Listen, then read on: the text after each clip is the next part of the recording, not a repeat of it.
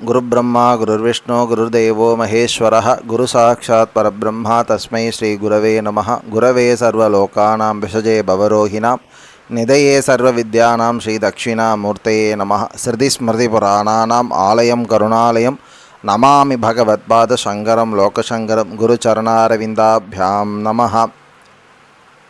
இன்று நவராத்திரியோட 5ஆம் நாள் பார்க்குறோம். இதற்கு முன்னாடி 4 நாட்களுக்குரிய சிறப்பு தெய்வங்கள் தேவதைகள் அது விசேஷ பூஜை முறைகள் எல்லாம் சொல்லியிருக்கோம்.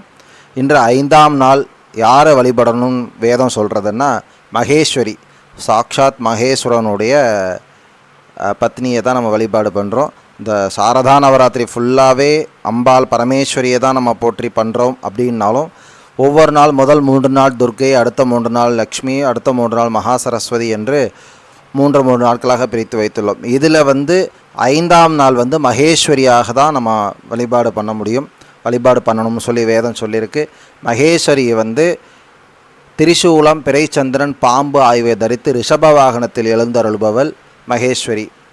இவர் சக்தி ஆவாள். மகேஸ்வரனின் பத்தி இவள் சத்வம், ரஜஸ், தாமஸ் என்ற 3 வகை குணங்களையும் குணமே இல்லாத நிர்குணத்தன்மையும் கொண்ட நிலைகள், 2 நிலைகள் உண்டு.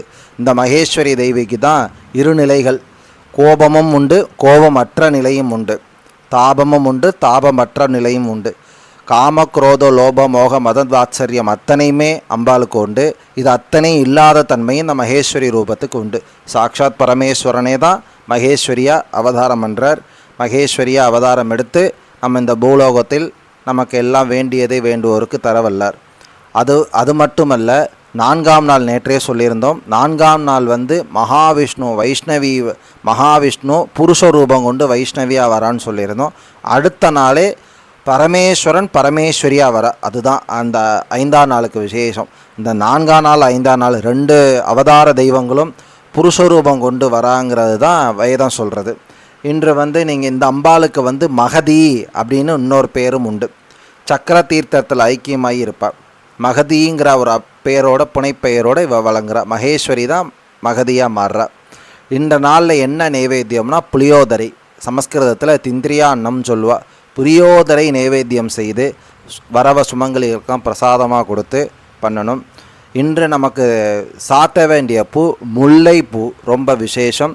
அது வில்வம் ரொம்ப விசேஷமாக இன்றைய வில்வம் சுவாமிக்கு சாத்தி பூஜைகளை செய்தால் ரொம்ப விசேஷமாக இருக்கும்.